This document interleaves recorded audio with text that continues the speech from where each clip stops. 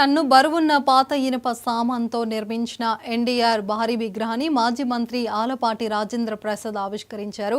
గుంటూరు జిల్లా తెనాలి ఆటోనగర్ దగ్గర కాటూరి ఆర్ట్ గ్యాలరీలో ఈ కార్యక్రమం జరిగింది. శిల్పి కాటూరి వెంకటేశ్వరరావును ఆ విగ్రహంతో పాటే సైకిల్, తెలుగుదేశం గుర్తు, అమరావతి అక్షరాలను కూడా పాత ఇనుప వస్తువులతో తయారు చేసిన తీరును ఆలపాటి ప్రత్యేకంగా మెచ్చుకున్నారు. ఎప్పటికప్పుడు కొత్తగా ఆలోచిస్తూ విగ్రహాలు తయారు చేస్తున్న కాటూరి కుటుంబానికి అభినందనలు తెలియజేశారు. ఎంపీ డాక్టర్ పెమ్మసాని చంద్రశేఖర్ సోదరుడు పెమ్మసాని రవీంద్రబాబు మాట్లాడుతూ పాత ఇనుప వస్తువులతో విగ్రహాలు తయారు చేయాలన్న ఆలోచనే ఎంతో గొప్పగా ఉందని అన్నారు.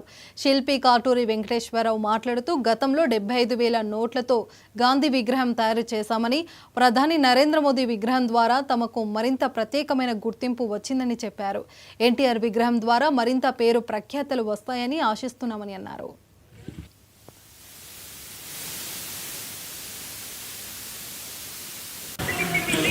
విగ్రహాలని తయారు చేయటంలో ఎవరి విగ్రహం అయినా సరే ఇక్కడి నుంచే తయారై వెళ్ళింది అని చెప్పి ఆఖరికి తెలుగు తల్లి విగ్రహం, అదేవిధంగా నందమూరి తారక రామారావు విగ్రహం ఏదైతే పార్లమెంటు భవన్లో ప్రవేశపెట్టారో ఇట్లాంటివన్నీ కూడా ఈ ప్రాంతం నుంచే తయారు చేయటం, పంపించటం అనేది మనకి ఎన్నో ఏళ్ల తరబడి నుంచి వస్తున్నటువంటి ఆనవాయితీ.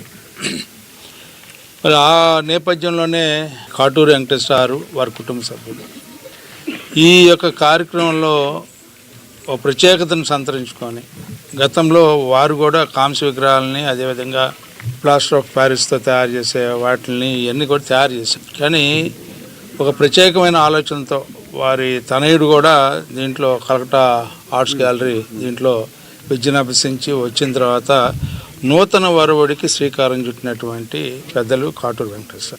విగ్రహాలని తయారు చేయటంలో ఎవరి విగ్రహం అయినా సరే ఇక్కడి నుంచే తయారై వెళ్ళింది అని చెప్పి ఆఖరికి తెలుగు తల్లి విగ్రహం, అదేవిధంగా నందమూరి తారక రామారావు విగ్రహం ఏదైతే పార్లమెంటు భవన్లో ప్రవేశపెట్టారో ఇట్లాంటివన్నీ కూడా ఈ ప్రాంతం నుంచే తయారు చేయటం, పంపించటం అనేది మనకి ఎన్నో ఏళ్ల తరబడి నుంచి వస్తున్నటువంటి ఆనవాయితీ.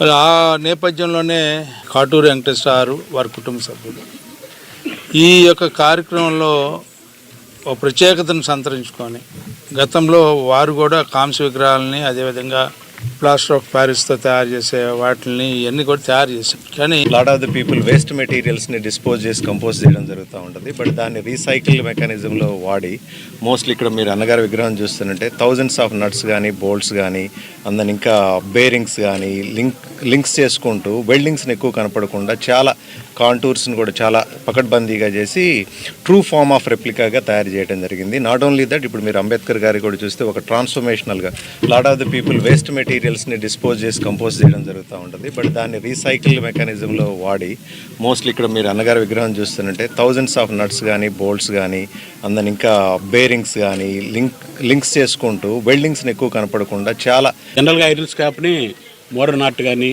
యానిమల్స్ కానీ, వెహికల్స్ కానీ అవి తయారు చేస్తూ ఉంటాం. మాకు కొత్తగా వచ్చిన ఆలోచన ఏంటంటే ఇంకా గొప్పగా మనకి అంతర్జాతీయ గుర్తింపు రావాలంటే ఐరన్ స్క్రాప్ తోటి ఎవరైనా ప్రముఖుల విగ్రహాలు తయారు చేస్తే బాగుంటుందన్న ఉద్దేశంతో ఐరన్ స్క్రాప్ విగ్రహాలు స్టార్ట్ చేసాం. ముందుగా మహాత్మా గాంధీ విగ్రహాన్ని 75,000 నట్లు ఉపయోగించి తయారు చేసాం.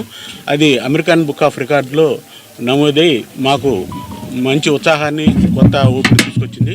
ఆ తర్వాత భారత ప్రధానమంత్రి నరేంద్ర మోడీ గారి విగ్రహాన్ని ఐరన్ స్క్రాప్తో తయారు చేస్తే అది భారతదేశం అంతా వైరల్ అవటమే కాకుండా అది ప్రధానమంత్రి కార్యాలయాన్ని దృష్టికెళ్ళగా ఆ ప్రధానమంత్రి కార్యాలయం నుంచి ఒక బీజేపీ నాయకులు భారీ కాన్వాయ్తో తెనాలి మా సూర్య శిల్పశాలకి వచ్చి మమ్మల్ని ఘనంగా సత్కరించారు.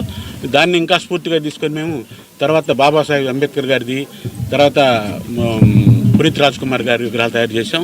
అవి కూడా మాకు ప్రత్యేకమైన గుర్తింపు జాతీయ స్థాయిలో తీసుకొచ్చినాయి.